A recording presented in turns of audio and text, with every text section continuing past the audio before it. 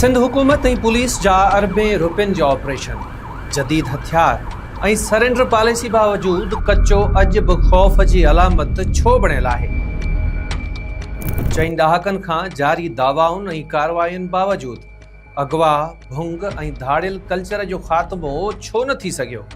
Surrender policy कामयाबु आहे त पोइ अॼु बि नवां ऑपरेशन ऐं नवां वाक़िया छो साम्हूं अची रहिया आहिनि।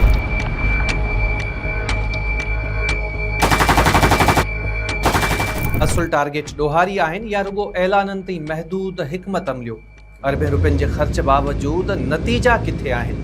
क़ाबिल ऑफिसरनि जी मौजूदगी बावजूद सखर ऐं लाड़काणे रीजन्स जी चार्ज हिक ई ऑफिसर वटि छो। कचे जो बहरान अॼु बि हुकूमत, पुलिस ऐं पॉलिसियुनि जी कामयाबी ते वॾो सवाल आहे। चार्जशीट में भली कार आऊं आहियां इरफान महबूब। नाज़रीन, सिंध जी दिलि मां वहंदड़ सिंधु दरिया जे ॿिन्ही किनारनि सां गॾु हिकु अहिड़ो इलाइक़ो बि मौजूदु आहे जेको हिक ई वक़्तु हुस्न ऐं ख़ौफ़ जी अलामत बणियल आहे। कशमोर, कंदकोट, घोटकी, शिकारपुर, जेकबाबाद ऐं सखर ताईं पखड़ियल कचो सदियुनि खां ज़रख़ेज़ ज़मीनुनि, माल पालण, शिकार ऐं मक़ामी मईशत जो मर्कज़ रहियो, जिते माण्हू पंहिंजी महिनत सां ज़िंदगी गुज़ारींदा हुआ। पर वक़्तु गुज़रण सां गॾु हुकूमती कमज़ोरियुनि, सियासी मफ़ादुनि, क़बीलाई तकरारुनि ऐं क़ानून जी महदूद अमलदारी हिन ख़िते जी सुञाणप तब्दील करे छॾी। अॼु जॾहिं कचे जो नालो वरितो वञे थो त ज़हन में सावक या सिंधु दरिया न, पर अगवा, भुंग, जदीद हथियार, धाड़ियल पुलिस ऑपरेशन ऐं ख़ौफ़ जो माहौल साम्हूं अचे थो।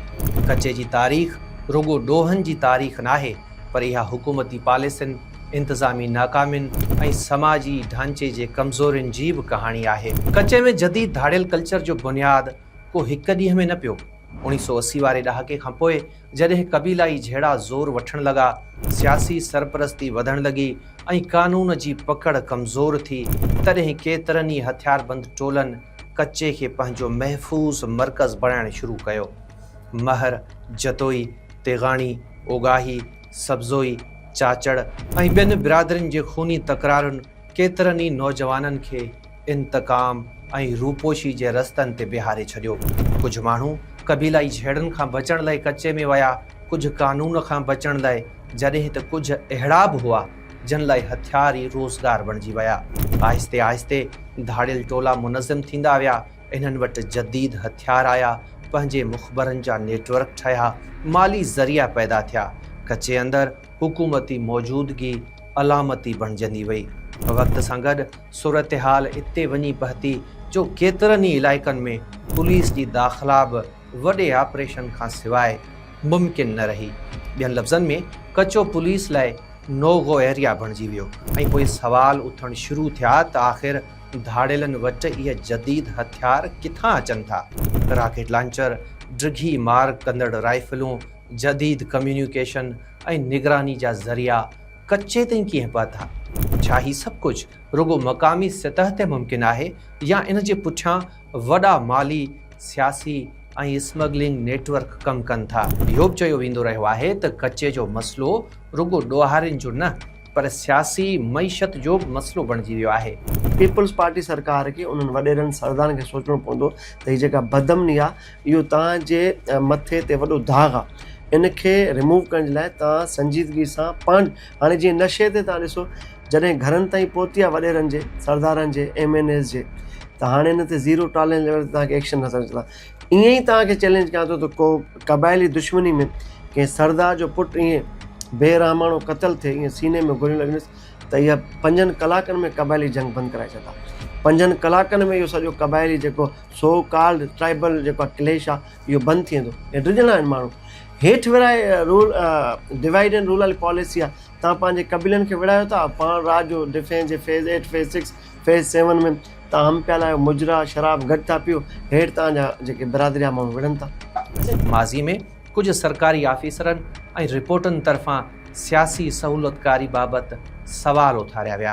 अहिड़ा इल्ज़ाम बि साम्हूं ईंदा रहिया त कुझु बाअसर हल्का वोट बैंक, क़बीलाई असर ऐं मक़ामी ताक़त जे तवाज़ुन लाइ हथियारबंद अंसरनि खे हथी ॾेई रहिया आहिनि। सच त इहो आहे त धाड़ियल असेंबलियुनि में वेठल ताक़तवर माण्हुनि जी पुठ भराई खां सवाइ हली नथा सघनि। शिकारपुर जे अॻूणे एसएसपी डॉक्टर मोहम्मद रिज़वान जी सनसनी ख़ेज़ ॻुझी रिपोर्ट इन सॼी गंदी रांदि खे वाइखो कयो हो। इन सरकारी रिपोर्ट में वाज़िह तौर ते इंकशाफ़ कयो वियो त सिंध जा वॾा सूबाई वज़ीर, MNAs ऐं MPs कचे जे धाड़ेलनि जी सिधी सही सरपरस्ती कनि था।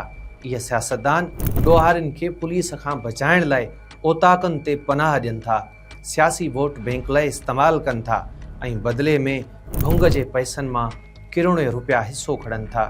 सच ॻाल्हाइण जी सज़ा में SSP डॉक्टर रिज़वान खे बदिली कयो वियो, पर ॾोहारियुनि जी सियासी पुठ भराई कंदड़नि ते हथ न विधो वियो। बहरहाल गुज़िरियल 4 ॾहाकनि दौरान सिंध हुकूमत मुख़्तलिफ़ वक़्तनि ते ऐलाननि सां गॾु ऑपरेशन शुरू कया। हर नई हुकूमत नई हिकमत अमली, नवां वसीला ऐं नयूं दावाऊं कयूं। कंहिं दौर में स्पेशल फोर्स, कंहिं दौर में गॾियल ऑपरेशन, कंहिं दौर में इंटेलिजेंस बेस्ड कार्रवायूं ऐं कंहिं दौर में जदीद हथियारनि ते भरवसो कयो वियो। पुलिस खे जदीद राइफलूं, बख्तरबंद गाॾियूं, राति जो ॾिसण वारा औज़ार, ड्रोन निगरानी, इज़ाफ़ी अलाउंस, तेल, हंगामी फंड ऐं स्पेशल ऑपरेशनल बजट फ़राहम कई वई। हेल ताईं सिंध सरकार 17 अरब रुपयनि खां वधीक रक़म ख़र्च करे चुकी। ताज़ी जेका मां वटि पेपर पुॻो हुयो उनमें 17 अरब रुपया जेके आहिनि सरकार ख़र्च कया आहिनि। 17 अरब में मुंहिंजे ख़्याल में जेको 3-4 अरब रुपया हिकिड़ो धाड़ेल टोलो आहे उहो खाई वियो, माना उहो अञा ताईं मुंहिंजे ख़्याल में पेश न आहे थियो। त इहे फिनांस डिपार्टमेंट जी रिपोर्ट आहे, को कढे पनो, तव्हां बि महिनत कयो, कोशिशि कयो। ऐं इन में जेके बि ख़र्च थिया आहिनि ऐं उहे ज़ाहिर आहे सरदारनि, वॾेरनि, भोतारनि, कुझु पुलिस वारनि, कुझु सरकार में वेठल आम शख़्सियतनि खे इहो ड्यू शेयर मिलंदो आहे। रुगो 2023 खां पोइ सिंध हुकूमत कचे में अमन बहाली लाइ वॾे पैमाने ते वसीला इस्तेमालु कया। सरकारी अंगनि अखरनि मूजिबि जदीद हथियारनि, बख्तरबंद गाॾियुनि, निगरानी जे सामान ऐं पुलिस ऑपरेशन लाइ 2 अरब 79 करोड़ रुपया मंज़ूर कया विया। जॾहिं त बाद में ऑपरेशनल ख़र्चनि, मुख़बर नेटवर्क ऐं इज़ाफ़ी सहूलतुनि लाइ ॿीहर 36 करोड़ रुपयनि खां वधीक फंड जारी कया विया। अहिड़ी तरह रुगो 2023 खां पोइ ज़ाहिर कयल अंगनि अखरनि मूजिबि घटि में घटि 3 अरब 15 करोड़ रुपया ख़र्च थी चुका आहिनि। पर एतिरी वॾी रक़म ख़र्च थियण बावजूदि कचे में जदीद हथियारनि सां लेस ॾोहारी टोला सरगर्म आहिनि ऐं वक़्त ब वक़्त अगवा, मुक़ाबला ऐं जानी नुक़सान जा वाक़िया साम्हूं अचनि था। त पोइ इन्हनि अरबें रुपयनि जो हक़ीक़ी नतीजो छा निकितो? छा हुकूमत ॾोहारियुनि जी पाड़ पटण में कामयाब थी, या वरी हर नई ऑपरेशन सां गॾु रुगो नवां ऐलान ऐं नवां ख़र्ची अवाम जे हिसे में आया? एॾे वॾे ख़र्च बावजूदि नतीजा अवाम जे उमेदुनि मूजिबि साम्हूं न अची सघिया आहिनि। वेतर पुलिस अहलकारनि जूं शहादतूं थियूं, बेगुनाह माण्हू मारिया विया, अगवा जूं वारदातूं जारी रहियूं ऐं केतिरा ई अहिड़ा वाक़िया साम्हूं आया जिते ऑपरेशन ख़तमु थियण खां कुझु वक़्त पोइ साॻिया इलाइक़ा ॿीहर ॾोहारियुनि जे असर हेठि अची विया। कुझु मौक़नि ते ऑपरेशन शुरू थियण खां अॻु ई हसास ॼाण धाड़ेलनि ताईं पहुचाई वेंदी हुई। मुख़बरी, मक़ामी सहूलतकारी ऐं सियासी असर रसूख़ सबबि ॾोहारी अॻुवाट जाइ तब्दील कंदा रहिया। जॾहिं मुसलसिल ऑपरेशननि सां मुकमिल नतीजा हासिल न थिया त पोइ हुकूमत नओं रस्तो अख़्तियार कयो, नाकामी जो रस्तो, धाड़ेलनि आॾो गोॾा खोड़ण जो रस्तो, जंहिंखे नालो ॾिनो वियो सरेंडर पॉलिसी।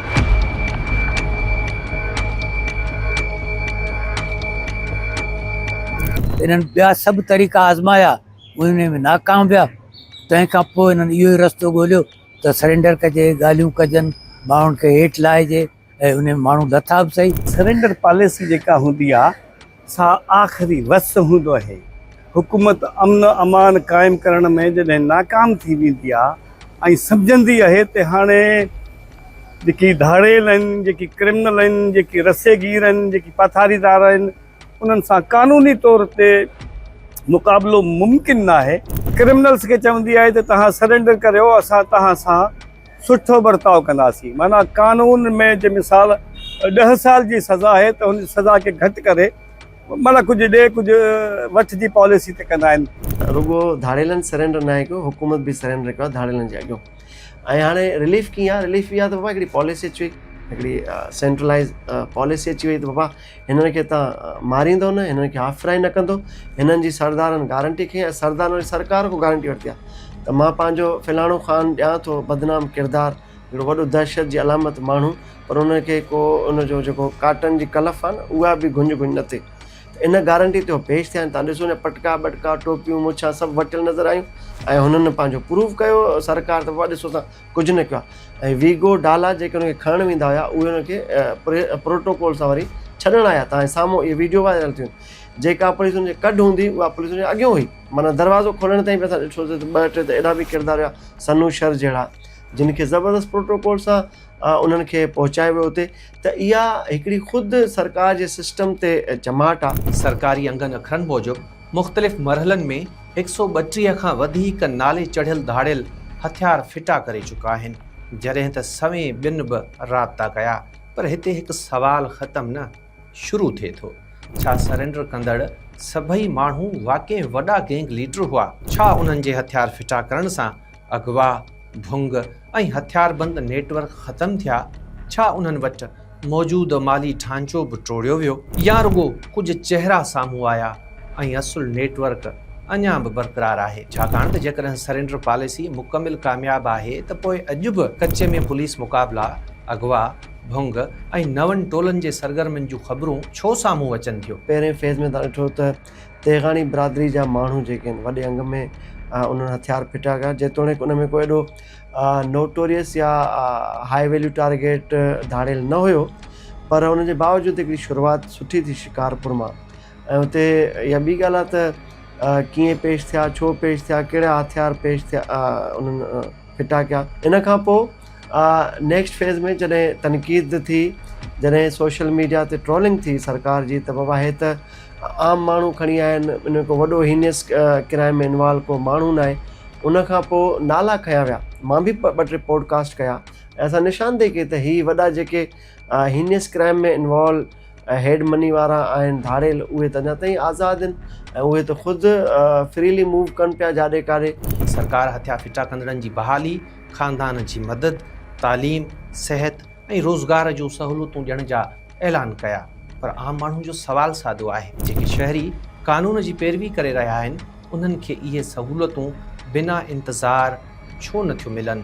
छा हुकूमती नज़र में कानून ते हलंदड़ शहरी ऐं हथियार खणंदड़ फ़र्द लाइ मौक़ियुनि जो मयार मुख़्तलिफ़ हुअणु घुरिजे, या ऐलानियल बुनियादी सहूलियतुनि जी हासिलात लाइ हिकु आम माण्हू खे बि पहिरीं धाड़ियल बणिजणो पवंदो? हिन जो जवाबु सरकार वटि न आहे ऐं असां बि चऊं था त सुभाणे मुश्ताक सरकी कराची में 100 ॾोह जूं वारदातूं करे पोइ किथे कंहिं गच आबादी वारे इलाइक़े में वेह ऐं पंहिंजा 100 हथियारबंद घिटियुनि में बीहारे छॾे ऐं पोइ सरकार खे ब्लैकमेल करे त तव्हां मूंसां ॻाल्हायो ऐं मूंखे तव्हां जुडिशल रिलीफ ॾियो ऐं मुंहिंजा हथियार फिटा करण लाइ मूंखे तव्हां 10 अरब रुपया ॾियो ऐं सरकार गोॾा खोलींदी त मुंहिंजो दिलि अञा वधंदो।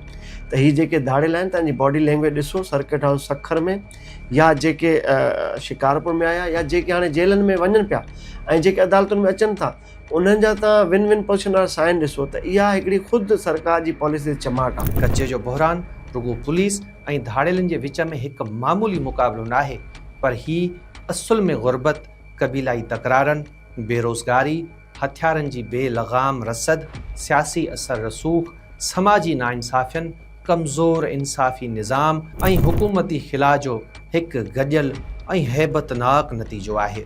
जेसी ताईं हथियारनि जी सप्लाई कंदड़ कारे खातेदारनि जो नेटवर्क, माली सरपरस्त, सियासी सहूलतकार, क़बीलाई तकरारुनि मां ज़ाती फ़ाइदा वठंदड़ हल्का ऐं कानून खां मथां सम्झा वेंदड़ बासर माण्हू कानून जी पकड़ में न ईंदा, तेसी ताईं हिते थींदड़ हर नओं ऑपरेशन शायदि रुगो हिकु नओं काग़ज़ी ऐलान साबित थींदो।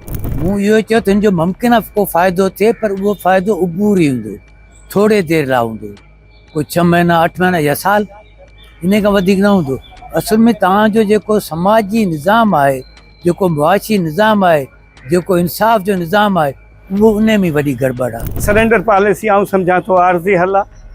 आर्ज़ी हल खां बाद कानून जी अमलदारी हुअणु खपे। पुचकर ते जीअं तव्हांजो हिकिड़ो पेट हूंदो आहे घर जो, नंढिड़ो पालतू ॿिली हुजे, नंढिड़ो गुलर हुजे, उहे तव्हांजे पुचकर ते कीअं हलिया ईंदा आहिनि, त ईअं ई सरदार जे पुचकर ते इहे सभु धाड़ियल जेके तव्हां लाइ केतिरनि ई वरनि खां तमामु घणो जेको आहे मथे जो सूर बणियल हुया ऐं बदमनी जो बाहिस हुया, उहे माण्हू हिकिड़े 2-3 ॾींहंनि में तव्हांजे साम्हूं अची पेश थिया ऐं सरदारनि पटका ॿधी करे होम मिनिस्टर सां गॾु वेही करे सखर में जेको जिरगो कयो ऐं क़बाइली जेके जहिड़ा हुया तकरार हुया, उन्हनि जा जेका सरपंच चूंडिया, उन्हनि जा अमीन चूंडिया, उन्हनि जा मुशीर चूंडिया, सॼी दुनिया ॾिसे पई ऐं इन जूं नज़रूं जेके इन सखर जे जिरगे ते हुयूं, जिते ख़ुदि सरकार, जिते ख़ुदि रियासत इहो सॼो फैसिलिटेट कयो in the name of peace. इन सॼे मामले ते सिंध सरकार जी संजीदगी जो अंदाज़ो रुगो इन हिकिड़ी ॻाल्हि मां लॻाए सघिजे थो त सिंध पुलिस जहिड़े वॾे,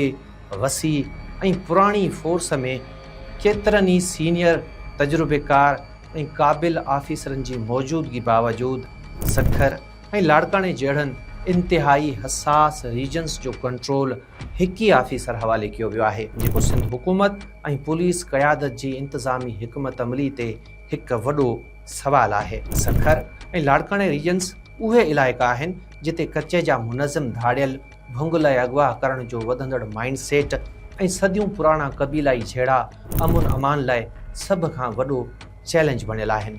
अहिड़ी संगीन सूरत हाल में वन मैन शो क़ाइमु करण मां ईअं लॻे पियो ॼण पुलिस फोर्स वटि ऑफिसरनि जो को सख़्तु ॾुकार हुजे, या वरी मनपसंद ऑफिसरनि खे नवाज़ण लाइ मेरिट ऐं सिक्योरिटी खे क़ुर्बान कयो वियो हुजे। हिकु ई ऑफिसर खे 2 वॾियूं ऐं ॻरियूं चार्जिस ॾियणु न रुगो ॿियनि क़ाबिल ऑफिसरनि जी सलाहियतनि खे मुकमिल तौर ते नज़रअंदाज़ करणु बराबरि आहे, पर उन सां पूरे सूबे जी, ख़ासि करे उत्तर सिंध जे सिक्योरिटी इंतिज़ामनि में हिकु ख़तरनाक इंतिज़ामी ख़िला पैदा थी चुको आहे।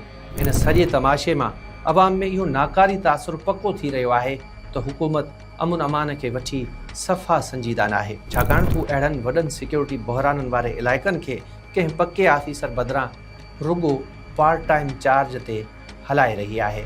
आख़िर में इहो सुवालु उथणु लाज़मी आहे त जेकॾहिं अवामी टैक्स जा अरबें रुपया पाणी वांगुरु वहाइणु, वॾनि ऑपरेशननि, सरेंडर पॉलिसियुनि ऐं सवें सरकारी दावाउनि बावजूदि कचो अॼु बि केतिरनि ई इलाइक़नि में अमली तौरु पुलिस लाइ हिकु नोगो एरिया बणियल आहे, त पोइ हिन मुसलसिल नाकामीअ जी ज़िम्मेवारी आख़िर कंहिं ते लागू थिए थी? शायदि हिन हिकु सवाल जो ईमानदार, बेखौफ़ ऐं सचो जवाब ई कचे में हक़ीक़ी अमन जी शुरूआति बणिजी सघे थो।